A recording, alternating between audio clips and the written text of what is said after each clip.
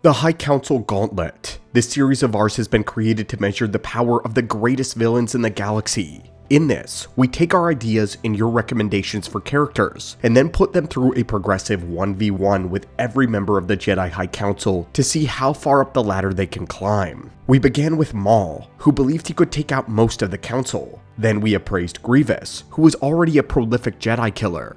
We even measured Jango Fett, who got much further than we anticipated as a non-Force sensitive. But we broke a new barrier when we measured Darth Plagueis the Wise, the first real Dark Lord of the Sith in this series. Today, we're going to raise the bar even further. By popular demand from all of you, we are reaching into the annals of history, drawing out one of the greatest Sith warriors that has ever lived, Darth Malgus. As with every Gauntlet video, we are going to explain how the Gauntlet works first. For those of you who are just joining the series, or for those of you that need a refresher, in the High Council Gauntlet, we are not creating a what-if fanfiction scenario. Rather, we are placing our challenger to fight each Clone Wars era council member in a vacuum. The challenger is taken at their peak and given all of their feats. Then we measure their physical might, skill with the lightsaber, power in the Force, and intellect by putting them through a progressive 1v1 duel, beginning with the weakest council members of the Clone Wars and then going up to the strongest. Neither combatant is allowed any outside influence and may only use what powers or kit they consistently carry on their person. Victory is achieved by death, incapacitation, or forcing a retreat. Again, this is not meant to be a story, as it would make no logical narrative sense for the Council to attack such a powerful opponent one at a time. This is a tournament-style arena, where our challenger is climbing a ladder. And now, we begin with Malgus. Because Darth Malgus is truly a beast, a force of nature, we are going to pit him against the Revenge of the Sith version of the Jedi High Council. This is by far the strongest iteration of the Council of the Clone Wars, as all of the members have been hardened by the war, and we have both Anakin Skywalker and Obi Wan Kenobi as sitting members. But a very important thing we want to mention before going into this is when we put two characters into a duel, we are not just measuring what they can do, but what they would do. Some characters are capable of devastating power, but their personalities, intelligence, and emotional state matter just as much as their feats do here. When power scaling Force wielders, this is a variable that cannot be overlooked. So with all of that being said, let us begin the gauntlet. Let us look at the challenger. To get a real sense of Malgus's power, this will help us judge exactly how far he will get, and the result of each and every matchup. Right off the bat, according to Sidious in the Book of the Sith, Malgus submitted utterly to the dark side, and doing so made him an exemplary warrior. His battlefield feats have never been duplicated. Grandmaster Satele Shan once referred to him as the most dangerous embodiment of the dark side, the most devastating force she had ever experienced. And this was the Grandmaster who had fought for 30 years against the reconstituted Sith, taking part in countless duels and battles across that period of time. But no Sith, even members of the Dark Council, had impacted Satele as much as Malgus. To understand him, we must firstly begin with his physical power and his dueling skill. Malgus was the master at the passive ability of Force Rage. You may have heard of the ability of Force Valor before, something that Maul was proficient with. This was the art of flushing oneself with the Force to carry their body beyond its natural limits of movement and stamina. Force Rage, however, is different. This is the dark side's upgraded version. It allows a Darksider to increase their strength, speed, resiliency, and resolve by several fold. This can sometimes come with the added benefit of enhancing their durability beyond superhuman degrees. Malgus has perfected this power to such an extent that it came naturally to him, as natural as breathing and moving his weapon. His rage was so potent that Force energy would exude from him to the point where it was actually manifested visually. This is a passage from the Deceived novelization. A roar, heavy with hate and rage, pulled Aaron's eyes skyward. Malgus descended like a meteor. His cape flew out behind and over him, a comma of darkness, and he held his lightsaber in a two-handed grip. Power went before him in a wave of visible distortion. The shuttle of which he had leapt flew off into the night sky.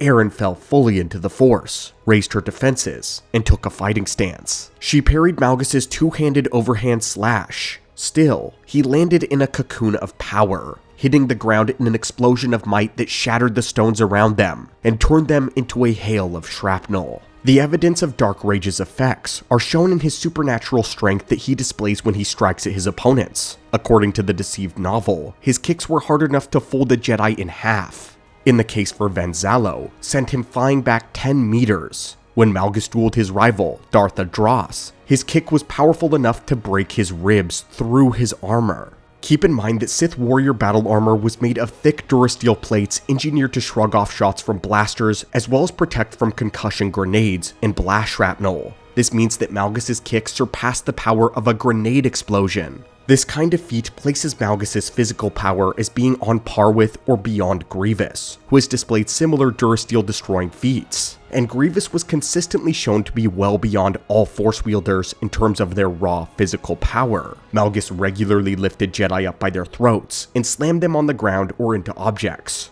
Of course, Malgus stood at a hulking 7 feet, or roughly 2.1 meters. Nearly everyone grabbed by him would be lifted off their feet and ragdolled. That's assuming he didn't just crush their trachea between his fingers, which was another thing that he was prone to do. This finisher is actually one of his favorites, as he used it to kill many of those who personally displeased him. Unlike Vader, Malgus liked to kill with his hands. In terms of speed feats, Malgus never felt the need to zoom around a battlefield or bound towards his opponents. While he didn't vanish in a blur of motion like other Jedi or Sith do, it is in his reaction speed that more than makes up for it. There are many instances where Malgus is fighting very quick and nimble enemies. While he stays rooted to the ground, they're jumping and flipping all around him, but he is never overwhelmed. He strikes at just the right time, reacting with precision and effortless speed. This was shown on Alderaan, when Satele almost had him dead to rights when she flipped behind his back, but he was fast enough to turn and cut her saber in half. He was able to trip up the powerful Jedi Master Venzalo with a deceptively quick spinning thrust, one that ultimately ended the Jedi's life.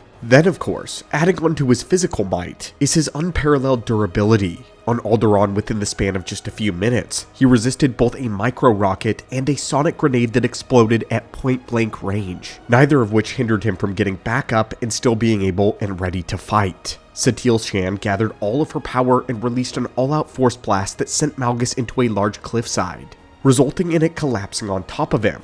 Although he had to wear a respirator for the rest of his life, that never seemed to limit him whatsoever physically. Even in a weakened and an injured state, he was still able to force push 2 buildings worth of metal and debris that he was buried under. In fact, Malgus relied so heavily on the Force for his protection that he would almost dismiss defenses entirely in his lightsaber form. And I think this perfectly brings us to talking about his saber skill. During the course of his entire military career, Malgus rarely ever lost a duel. In fact, he has a nearly undefeated record under his belt. One of his first great victories was against the Jedi Battlemaster of the era, Cal Sanderic, who not even his own master, Darth Vindican, was able to defeat. At the time, Malgus had only been 18 years old. In both of his duels with Satele, he always defeated her with the lightsaber, but barely lost when she is normally bailed out by someone else and then used her force abilities against him.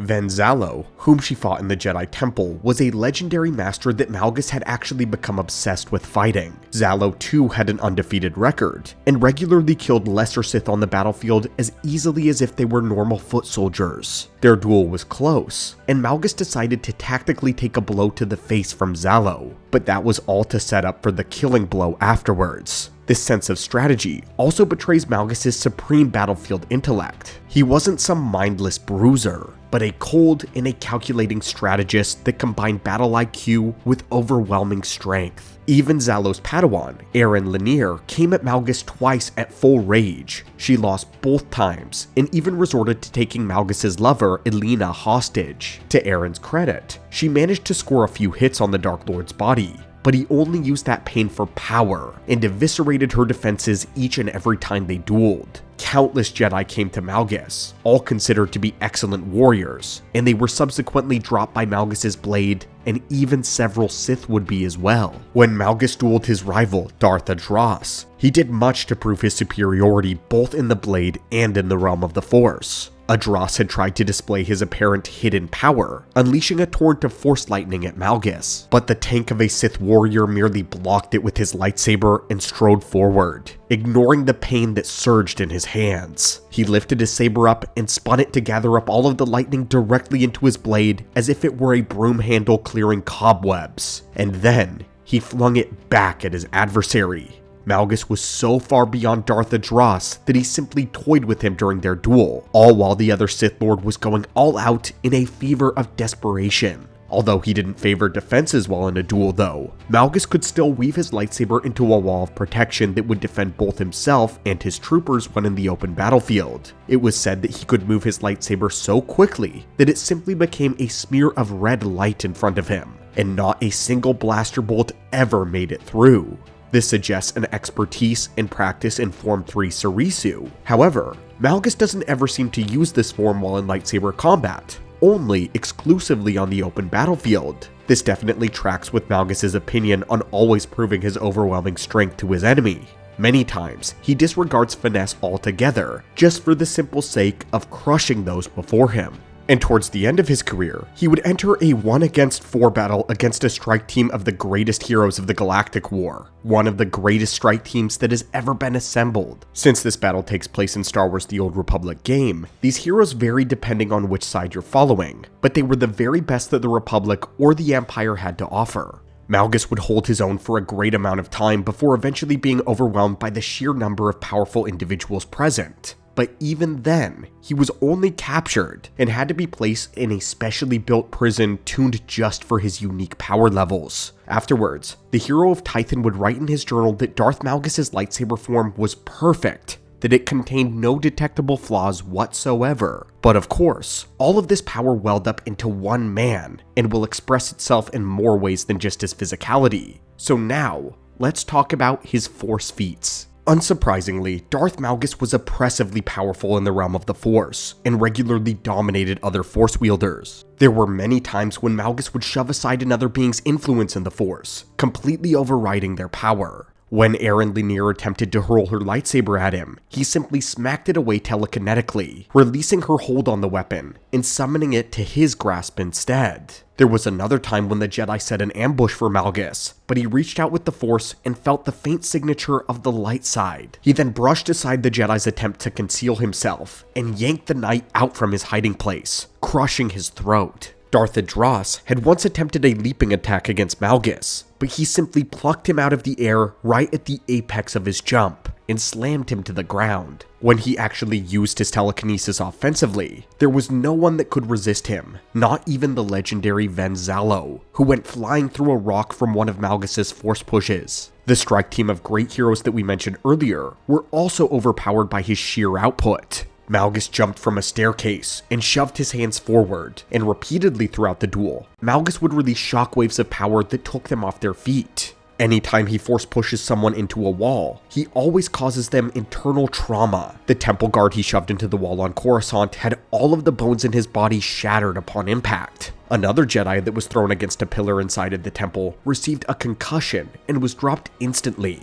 Even when Jedi such as Aaron attempted to use the Force to cushion the impact, the air was still driven out of her lungs. Malgus, even at one point, released a Force repulse whenever he unleashed his pure rage. When this happened, dozens of people and objects went flying in all directions. Even a ship was dislodged from its position and jostled by the outburst. And speaking of ships, Malgus had performed a similar feat to Vader, holding a dropship in place despite its thrusters being fully engaged. His dark side mastery manifested itself in his Force lightning as well, which is akin to the level of Darth Sidious. The 4 legendary heroes who rose up against him buckled to their knees under his electrical might, and during one battle, he instantly killed a Jedi with a single burst of Force lightning. Even though he was only aiming for one of them, his lightning killed 2 Padawans as well that just happened to be in the way. The novel reads this: Malgus, not to be outdone, picked a Jedi Knight at random, a human female 10 meters away, held forth his left hand, and discharged veins of blue lightning from his fingertips. The jagged lines of energy cut a swath through the battle, harvesting 2 Padawans as they went, until they caught up to the Jedi Knight and lifted her off of her feet. She screamed as the lightning ripped into her, her flesh made temporarily translucent from the dark power coursing through her. Malgus savored her pain as she died. In the final battle against Eren, she attempted to block his lightning with 2 lightsabers, but it blasted through her defenses. Both lightsabers flew from her hands, and she was thrown from the shuttle that they were dueling upon. The pain of his lightning was so intense that she shortly after succumbed to the pain and fell into unconsciousness. Darth Adras could not even resist Malgus's lightning, as it too disarmed him and stopped his advances dead in his tracks. This isn't the end of Malgus's feats either, as we could go on about his Force Bellow, which shattered a bridge and burst the eardrums of all those near him. But now that we've established Malgus, let's get straight into the gauntlet, beginning with the lower tiered Jedi Masters. Being on the Jedi High Council does not automatically make the master in question especially powerful. There were many reasons why Jedi got seats on the council, and it all had to do with their wisdom, achievements, and their adherence to the Jedi way. For that reason, there are several masters who specialize in diplomacy, intelligence, piloting, or various other skills that have nothing to do with combat. And for those who are known for their combat ability, they simply lack substantial feats that make them viable to test against someone like Malgus. So we're going to quickly mention the first 6 masters that Malgus absolutely stomps so quickly that they're barely worth analyzing at all. Those masters are Coleman Kajak, Stas Ali, Egan Kolar, Say Tin, Kit Fisto, and Shak Ti. Coleman Kajak serves more of the diplomatic seat of the High Council as we mentioned, and has no real battlefield feats to speak of whatsoever. Stas Ali specialized in healing, and was a leader in the Jedi Metacorps, but that's not really going to matter much in the face of any Sith Lord, much less Darth Malgus. Egan Kolar, Kit Fisto, and Say Tin were all a part of the party handpicked by Mace Windu to arrest Palpatine, so their skill is obviously notable. And while Windu believed in their skill, their confrontation with Palpatine tells a very different story. Even as a group, they were unable to stand against the whirling might of Darth Sidious, and many of them were felled in seconds. Kit Fisto perhaps could last at least a minute or so against Malgus, since he was shown to be a much more impressive duelist than the rest of them. He had, after all, nearly defeated and killed Grievous, but that was mainly due to his mastery of Form 1, which specializes in dueling multiple opponents, giving him a distinct advantage over the droid general. In single combat though, the form is much weaker, which we believe was proven when he was defeated by Ventress. If none of them could stand in a group duel with Darth Sidious, then they will have no chance in a 1v1 against Malgus. As far as Shak Ti goes, she was an excellent leader and a great warrior, but there is really no significant reason we can say she would last more than a few seconds against Malgus. She was quickly defeated not once, but twice by General Grievous during the time of Revenge of the Sith. She would reach an apex of power during the Force Unleashed series, but that wouldn't be for another 20 years after the events of Revenge of the Sith. And as according to the rules, the Revenge of the Sith timeline is when Malgus is running this gauntlet. So right away, we can sweep aside half of the High Council without much of a debate. It's when we reach Ki-Adi-Mundi does Malgus find a reasonable challenge. Mundi is a formidable warrior, having been trained in the art of the lightsaber by Grandmaster Yoda and Anya Kuro, but he too we don't believe would last very long. We're using General Grievous as a metric here. On Hypori, Mundi was the one who lasted the longest out of all of the Jedi that Grievous took down. However, by the time the ARC troopers arrived, Mundi had lost the duel and was about to be struck down by Grievous. He has the skill, speed, and power to last much longer than those who came before, but it's not as though Mundi is on the level of someone like Ven Zalo, so he will be bulldozed also, but it will be Malgus's first mid to low diff fight. Plo Koon, however, will be the first time Malgus will really have to try. Plo Koon is a very strong duelist, and has a huge bag of tricks to pull from. This includes, but is not limited to, Alter Environment, Tutaminis, and Electric Judgment, the Jedi equivalent of Force Lightning. Koon's own resilience is usually what keeps him in a duel in our previous matchups, as he is shown to be capable of withstanding significant physical punishment. One of the feats we often reference is how he was able to defeat Ventress while fighting with a broken arm. Despite her kicking him in said arm, he tanked it and pushed her away. Plo Koon's strength in Gem So also enabled him to briefly go toe-to-toe with Savage Opress. That was until the monster cheated and was able to snatch off Koon's breathing mask, which is his only significant weakness. We believe that Plo Koon would be strong enough to do something rare, to earn the respect of Malgus, but not powerful enough to come close to actually defeating him. The problem is that none of his tricks are strong enough to disbalance Malgus for long. It may catch the Sith Lord off guard for a moment to see a Jedi use any form of Force lightning, but as he proved with Sith Lords such as Darth Adras, Malgus can simply grab someone else's lightning with his lightsaber and fling it directly back at them. And although Plo is physically strong, there is no reality where Plo Koon can overpower Malgus. In a might versus might duel, Malgus breaks him. A best case scenario for the Jedi is for Master Plo to use his alter environment abilities to create a thick fog that he could use for cover to escape. But even that is risky, as Malgus is shown to be able to override force influence of other beings and dispel their abilities altogether. This is another mid-difficulty victory for Malgus, and Malgus treks forward in the gauntlet. But the next echelon of the High Council separates the men from the boys. Obi Wan Kenobi.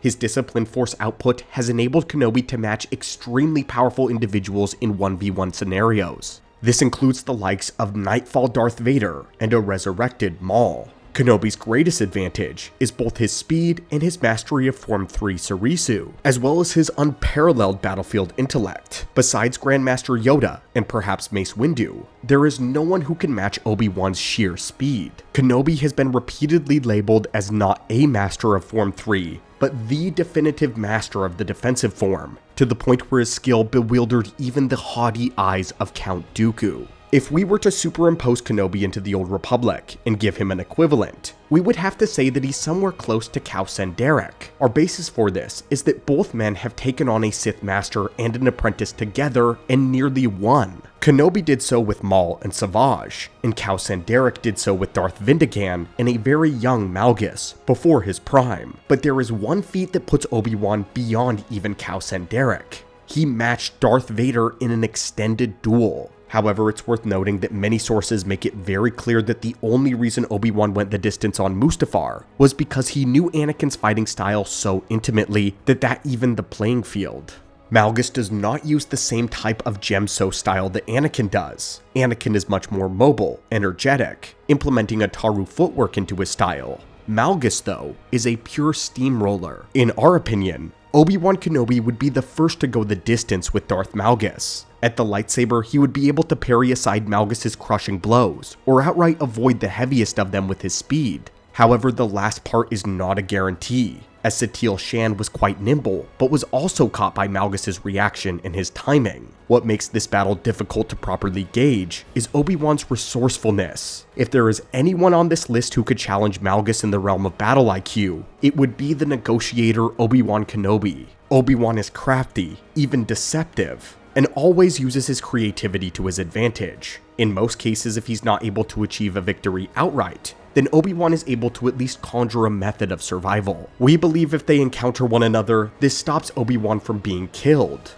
Having said all of that though, he is not capable of withstanding the raw dark side power Malgus can muster. Without doing in-depth research, it's clear that Malgus is close to Palpatine's power level if Sidious chose to funnel all of his dark side knowledge into one realm. That realm is combat. There's no one who honestly thinks Obi-Wan Kenobi could stand up to Sidious's power for very long. Neither could he do so here against Malgus. The Dark Lord of the Sith still wins, but we think that this is his first high difficulty fight. Malgus does not squash Obi-Wan like a bug, but once he falls into a Force raid, we believe he dominates him with the Force and it's over. Next is the one who was destined to destroy the Sith, the chosen one, Anakin Skywalker. This is absolutely where the fun begins. Both Anakin and Malgus are masters of the fifth form of lightsaber combat, but Anakin differs in that he prefers to stay mobile and quick on his feet. In most confrontations, Anakin is able to dominate his opponents once he gets pushed to the brink. Anakin's real issue is that he often holds back out of fear or of self-doubt. But when his anger is stoked, he removes those reservations and chains and duels at his real power. Considering this is the Revenge of the Sith Anakin, such a thing happens quite easily. Anakin does not hold himself back as much as he did when he was younger, and Malgus is definitely prone to the same Dun Mok technique that Dooku employs, so he could very easily push Anakin to his breaking point. By Revenge of the Sith, Anakin is finally able to defeat Dooku, though it was with high difficulty, and he had to unleash his rage in order to win. But we have to also look at the hard facts about this duel. According to the Revenge of the Sith novelization, it wasn't so much him outskilling Dooku as it was overpowering him. Darth Tyrannus was getting old, and Anakin's youthful power and anger was battering him down. The novel speaks of Dooku aging 10 years with every blow Anakin rained down upon him, bending his wrist painfully, forcing him to spend lavishly upon his energy reserves. This, however, would not happen with Malgus. He would just stonewall Anakin's attacks, rebuff them with equal or greater force. The Sith Lord has taken down the greatest duelist of his era, and even if Anakin unleashes his fury, Malgus has humiliated fully trained Sith Lords. Even the hero of Tython, who has displayed feats similar to Skywalker, required an entire team of similarly powerful beings to just match and overwhelm Malgus. Unlike Obi-Wan, this would not be a drawn-out duel, but it would be very explosive. Two titans clashing like fireworks in the Force, atomic bombs detonating simultaneously.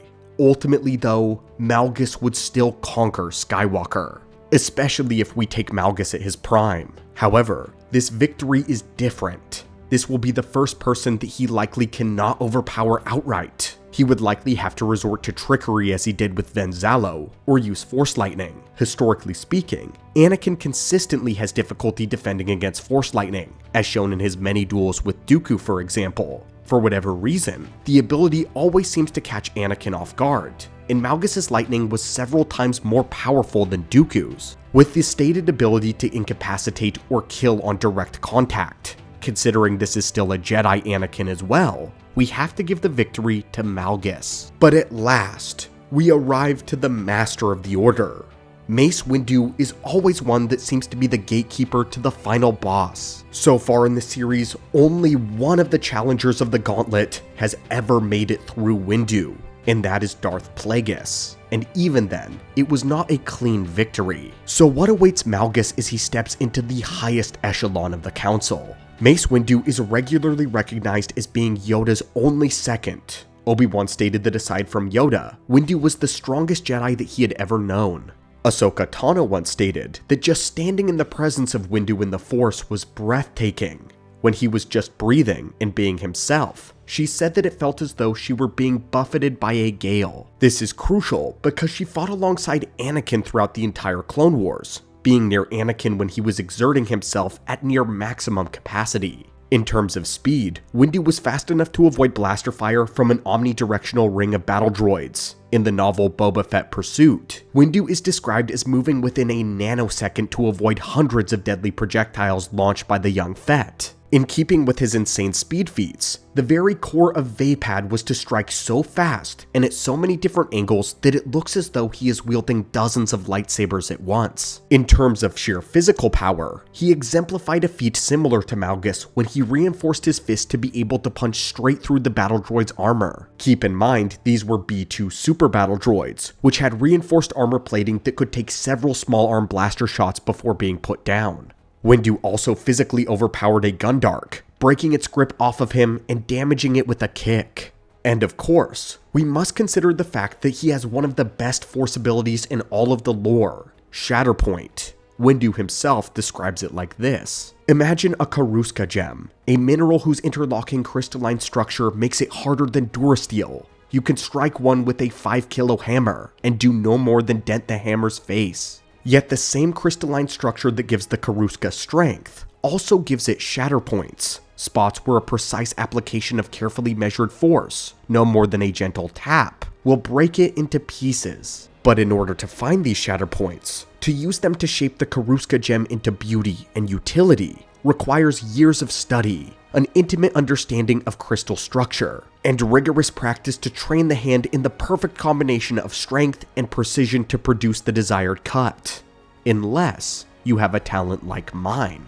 The sense is not sight, but see is the closest word basic has for it. It is a perception, a feel of how what I look upon fits into the Force, and how the Force binds it to itself and to everything else. I was 6 or 7 standard years old, well into my training in the Jedi Temple, before I realized that other students, full-grown Jedi Knights, even wise masters, could sense such connections only with difficulty, and only with concentration and practice. The Force shows me strengths and weaknesses, hidden flaws and unexpected uses. It shows me vectors of stress that squeeze or stretch, torque or shear. It shows me how patterns of these vectors intersect to form the matrix of reality. Put simply, when I look at you through the Force, I can see exactly where you break. What Windu does not mention here is that he can also perceive shatter points within time. He can tell when a place, person, or an event holds crucial importance to the outcome of the future.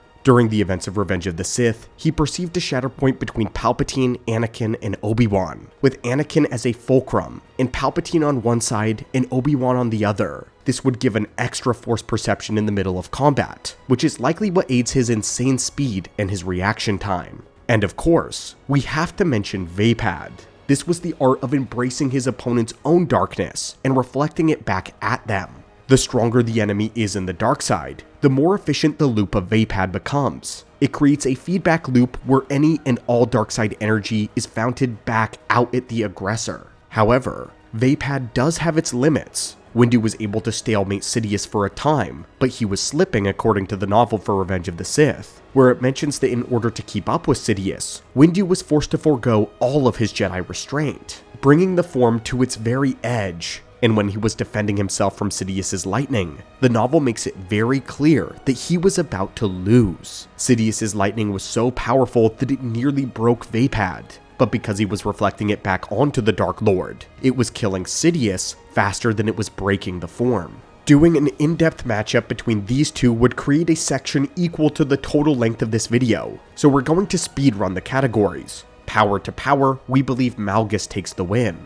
He is just too strong in the Force, and has displayed powers that override what Windu has shown. Not to mention, just his rage alone causes visible distortions in space. Windu has never done that. Speed goes to Windu. This is likely the first time that even Malgus's reaction time is put to the test. Skill to skill, this is difficult to say. We can reference Sidious's quote when he says that Malgus's battlefield feats have never been duplicated. That's a direct quote. He said that with finality, which means that he doesn't claim that either he or Vader have duplicated the feats of Malgus. Mace Windu was only able to stalemate Sidious, and while the Windu versus Vader fight is still a debate, at best we can say that they may be equal. With that said, Sidious's implied suggestion that Malgus was beyond himself or Vader purely in the realm of combat is insane, but Vaapad could even the playing field even if it does have its limits. If you're interested in seeing a full 1v1 Malgus vs Mace Windu debate video, or a versus series, let us know in the comments down below and we will do extensive research on the subject. But we're going to make a bold statement. We do not believe that Shatterpoint will save Mace Windu. Yes, Malgus has the breathing mask, but that doesn't seem to hinder him at all even when it's damaged. He simply draws upon the pain. He becomes stronger if but for a short period of time. Not to mention the hero of Tython was clear when he said that Malgus's blade form did not contain a single flaw. All of this leads us to tip the skill department in the favor of the Dark Lord. A real junkyard dogfight between Malgus and Windu would come down to durability. Endurance versus endurance. Malgus wins here. Windu has been incapacitated by having a ship and debris fall on him, but Malgus survived with having 2 buildings worth of debris dropped on his head and summoned enough power to blow it off of himself while injured. Another major issue for Windu is Malgus is willing to go down fighting. Sidious is not. Palpatine was more willing to throw the fight, to use an alternative method towards victory. Malgus will take everyone with him if he's going down. He is willing to sacrifice his own body, his own men, anything to achieve victory. His durability is so insanely high that 9 out of 10 times this works, and Malgus survives. Windu would certainly earn Darth Malgus' respect, no question. But respect is not victory. Malgus moves on to the finale of the gauntlet. Grand Master Yoda. Let's be honest, we are all keenly aware of what Yoda is capable of, so let's dive into the meat of this one. If Malgus is able to handle Kenobi in Windu speed, then he can perhaps keep up with Yoda where it matters. If Dooku and Sidious can keep up with Yoda in any capacity, then we believe that Malgus can too, because he supersedes them both as a warrior. Therefore, speed may be less relevant here. In terms of dueling skill, Yoda is beyond Palpatine, as he managed to disarm him of his lightsaber in both the novel and the script for Revenge of the Sith. This places him much closer to Malgus. But one thing puts the Grand Master in real danger, and that is Malgus' strength. Stay with us on this one, because in order to measure this with pinpoint accuracy, we have to go on a bit of a tangent. In the magazine Star Wars Insider number 86, titled Yoda's Right Arm, we get an exclusive breakdown of the fight between Yoda and Palpatine from Yoda's animator, Jamie Wellis. Specifically, Wellis talks about the first clash of lightsabers between the Dark Lord of the Sith and the Jedi Grand Master. The moment when Palpatine has Yoda on the ground, and Yoda has to push Sidious's lightsaber away. It says this: Rob Coleman wanted Yoda to feel the power of his enemy, like a force he has never dealt with before. The team worked out 3 key poses to tell this story. The first, Yoda and Darth Sidious lock sabers. The second, Yoda is forced back by Sidious's power and grimaces in pain. And the third, Yoda uses all his strength to push Sidious back. The position of Yoda's body within the boundaries of the movie frame proved to be the key here. Negative space, or the unused area surrounding Yoda, became an important part of the composition and helped tell the story. Notice how Yoda is pushed down and back into the left corner when he's feeling the weight and power of Sidious's lightsaber. We then had him fully extend to the upper right corner of the frame to show that he's managed to push Sidious away. The part we wanted to pay attention to is that Rob Coleman said that he wanted Yoda to feel the power of his enemy, like a force he has never dealt with before. And then the animation team mentions that when Yoda is forced back by Sidious's power, that he grimaces in pain. Despite all of the years of training and experience, the Grand Master has never truly dealt with the Darksider of Sidious's caliber. It's so difficult on his body that he's not able to perform his classic Ataru sequences. He is pressed against the ground and is having to tap into every bit of his strength reserves just to push Palpatine's lightsaber away. Now again, Palpatine all but admits that Malgus is a better warrior than he is, and based on the visual cues that were given, Malgus is certainly far more physically powerful than Sidious. If the poor 800-year-old master tried to lock sabers with Malgus, he would get battered across the room like a golf ball. Yoda was in pain trying to fight Sidious, and if this is true, then he has no hope of actually facing Malgus at the lightsaber. At the very least, he would be unable to take his blows head on, and would be forced to redirect them or avoid them entirely. Upon gaining some Ataru momentum, he may be able to launch a flurry of attacks, but Malgus would be more than capable of keeping up with them, or taking 1 or 2 blows. By this analysis, we come to the surprising conclusion that Malgus rises above Yoda at the lightsaber. Not that he's necessarily more skilled, but in this matchup specifically, Yoda is gonna have a problem. Malgus' pure oppressive strength makes this distinction with Yoda clear, and without a meaningful speed advantage, Yoda cannot hope to best Malgus in close quarters combat.